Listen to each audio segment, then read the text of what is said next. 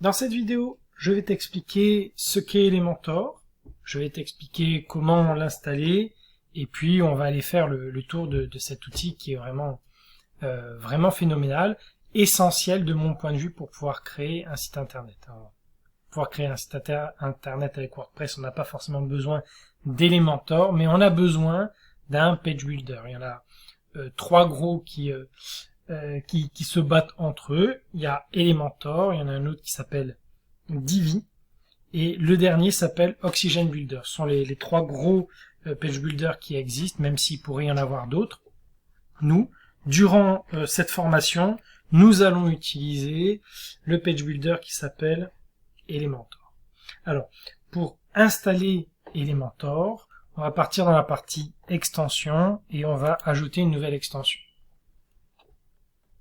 Dans le module de recherche, on va taper Elementor.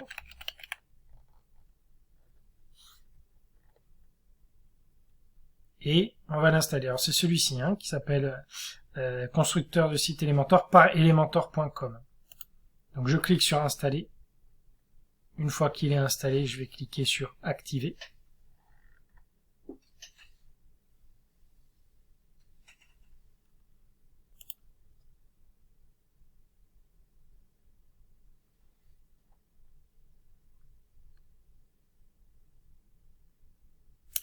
Et ça y est, Elementor est installé, il est actif, et donc on va pouvoir l'utiliser pour construire nos différentes pages. On va maintenant se rendre sur Elementor de manière à ce que je puisse t'expliquer comment cet outil fonctionne.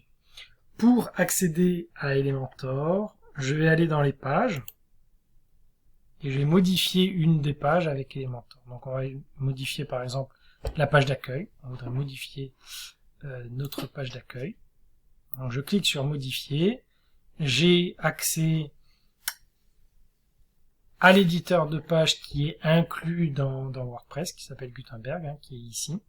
Je peux en cliquant sur la molette avoir des réglages qui sont liés à cette page. Alors ces réglages sont toujours valides. Si tu veux mettre une image en avant, tu peux. Si tu veux autoriser ou refuser les commentaires, tu peux. Si tu veux changer le permalien, il n'y a pas de souci. La partie qui va changer, c'est cette partie-là. Alors cette partie-là, elle est gérée par WordPress. Elle s'appelle Gutenberg et elle est vraiment pas très évidente pour pouvoir faire un joli site avec WordPress. Alors du coup, on va modifier la page avec Elementor. On voit ici que la partie de Gutenberg a disparu et est remplacée par le petit E de Elementor. Ça me charge une nouvelle page. Et c'est à partir de cette nouvelle page chargée que j'ai l'éditeur de page et que je vais pouvoir travailler sur mon site. Alors, on voit sur l'éditeur de page que mon en-tête est toujours présente avec un menu et le logo qui a été importé dans une démo qu'on a utilisée dans l'introduction à Internet. On voit toujours son pied de page qu'on n'a pas du tout abordé pour le moment. Et au milieu, on a l'éditeur d'Elementor. Alors Elementor, il y a deux parties. Donc il y a la partie au milieu là qui va correspondre au site internet. À chaque fois que je vais faire une modification sur cette partie sera visible sur mon site internet. Et on a une partie là sur la gauche avec des widgets. Alors widget, c'est la contraction de deux mots. C'est la contraction du mot window, fenêtre, et du mot gadget. Ce sont donc des outils que je vais pouvoir rajouter à l'intérieur de mon site internet pour l'agrémenter. Alors parmi ces outils, on va en prendre deux très connus. On peut rajouter des textes et on peut rajouter des images. Avec des textes et des images, on commence à avoir un site qui va ressembler à quelque chose, mais on va avoir plein d'autres outils comme des vidéos, comme des boutons, comme des maps, comme des icônes.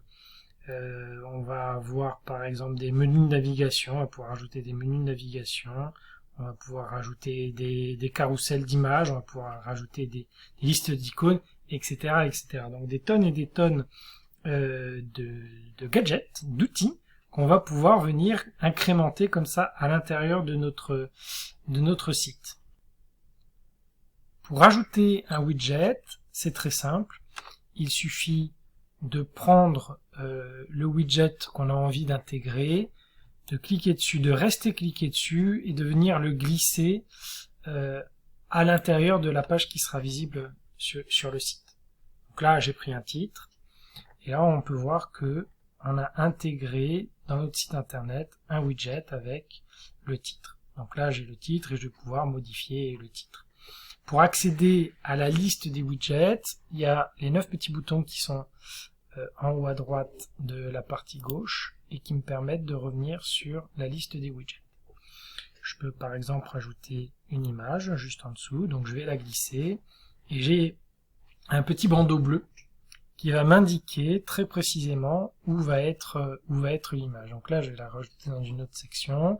Si je veux que ce soit en dessous de mon titre, je vais faire glisser mon widget jusqu'à ce que la petite barre bleue apparaisse en dessous du titre et je lâche. Et comme ça, je vais rajouter une image juste en dessous du titre. Ça, c'est pour pouvoir rajouter des widgets. Alors, ces widgets, ils ont des fonctionnalités, parce que là, comme on voit, l'image, elle est vide, mon titre aussi, hein, ajoutez votre titre ici, pour pouvoir modifier un widget qu'on a rajouté, on va avoir le petit stylo qui va nous permettre d'éditer. Donc je passe ma souris à l'intérieur du widget que j'ai inséré, et en haut à droite de mon widget, j'ai un stylo qui va me permettre de faire des modifications sur ce widget. Donc là, je clique sur le petit stylo et mon menu à gauche a changé. Je n'ai plus la liste des widgets, mais j'ai 3 menus. Ces menus, ils seront valables sur tous les widgets que vous allez mettre sur votre site internet.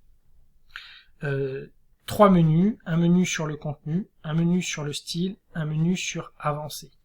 Dans le contenu, on va pouvoir modifier le contenu du widget. Quand c'est une image, on va pouvoir modifier l'image. Quand c'est un texte, on va pouvoir modifier le texte. Et il y a parfois plein d'autres fonctionnalités qu'on va pouvoir rajouter dans cette partie contenu. Là, pour pouvoir changer l'image, donc je vais dans la modification de l'image, ici, je vais aller dans la partie contenu et je vais pouvoir choisir une image à partir de ma médiathèque, ou je peux télécharger une image dans la partie téléverser des fichiers. Mais on y reviendra plus tard quand on traitera le widget de l'image. Là, ce qui m'intéresse pour le moment, c'est juste de vous montrer comment fonctionnent les 3 menus. Donc là, je vais cliquer sur une des images et je vais insérer un média. Donc, dans cette partie contenu, j'ai réussi à modifier l'image qui est contenue dans le widget. Dans la partie style, on va avoir d'autres fonctionnalités qui vont nous permettre de modifier l'apparence du widget. Là, en l'occurrence, quand on a une image, on va pouvoir modifier la largeur de l'image, donc la taille, la largeur de l'image ou la hauteur de l'image, à notre convenance, comme on en a envie. Dans la partie avancée, on va avoir des éléments de type marge qui vont nous permettre de faire remonter, de baisser le widget, hein, pas forcément que l'image, j'allais dire l'image, mais pas forcément que l'image, ou de le décaler vers la droite ou vers la gauche. Ça, ce sont les marges et les marges internes. On va avoir dans l'effet de mouvement des éléments qui sont très intéressants pour pouvoir rajouter un petit peu de vie au site internet. Ce sont des animations d'entrée. Donc, par exemple, quand on va défiler jusqu'à l'image, l'image va avoir une petite animation. On va pouvoir modifier l'arrière-plan de l'image, donc ce qui est en blanc là derrière, on va pouvoir modifier l'arrière-plan, voilà, l'arrière-plan du widget, hein, vous voyez, je suis bien toujours à l'intérieur du widget et j'ai pu modifier l'arrière-plan, on peut modifier les bordures, etc., etc.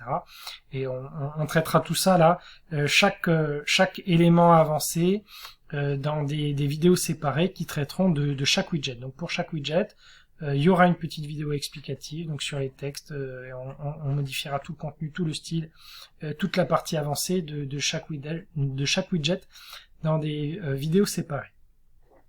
Un autre élément qui est très très important à bien comprendre sur Elementor, au-delà des widgets et au-delà de la partie visibles du site, ce sont les sections et les sous-sections. Ces sections et ces sous-sections, elles vont nous permettre de placer nos widgets exactement à l'endroit où on en a envie.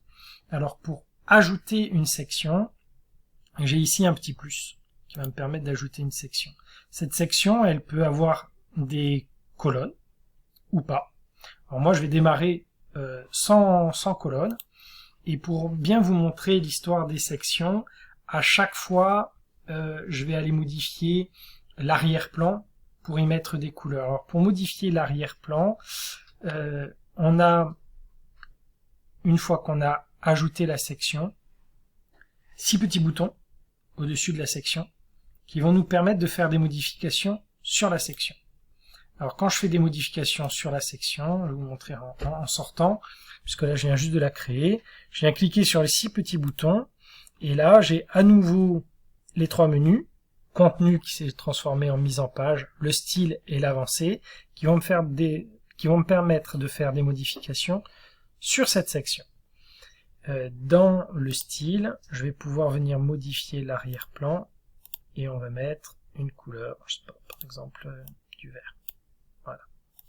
Donc là, j'ai modifié l'arrière-plan de la section, et à l'intérieur de la section, je peux venir ajouter des widgets, soit en cliquant sur le plus, soit en cliquant sur les 9 petits boutons. Parmi les widgets, il y a un widget qui s'appelle section interne. Moi je dis sous-section, section interne, sous-section, et en venant la glisser à l'intérieur de ma section, je vais pouvoir rajouter comme ça des colonnes. À l'intérieur de ma section, j'ai rajouté une sous-section. Alors pour qu'on voit bien l'histoire de la sous-section et des 2 colonnes que je viens de rajouter, je vais rajouter des arrière-plans de couleurs pour chaque colonne. Pour chaque colonne, on va venir rajouter un arrière-plan de couleur. Alors disons un rouge et disons un bleu.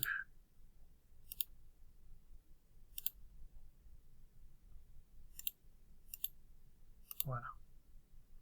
Super. Donc j'ai bien ici en vert, en arrière-plan en vert, ma section. Et dans ma section, j'ai une sous-section de 2 colonnes, une qui est rouge, une qui est verte. À l'intérieur de ces sous-sections, je peux rajouter des widgets, par exemple un éditeur de texte, donc je vais rajouter un texte, qui sera du coup contenu à gauche, et je vais rajouter une autre image, qui sera contenue à droite.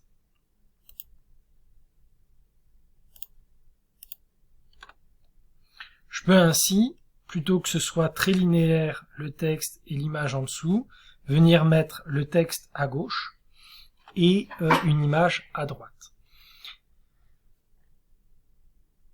Voilà. C'est fini pour les sections et les sous-sections. Il me reste maintenant à te montrer les colonnes. Donc là, on a rajouté une sous-section qui a 2 colonnes.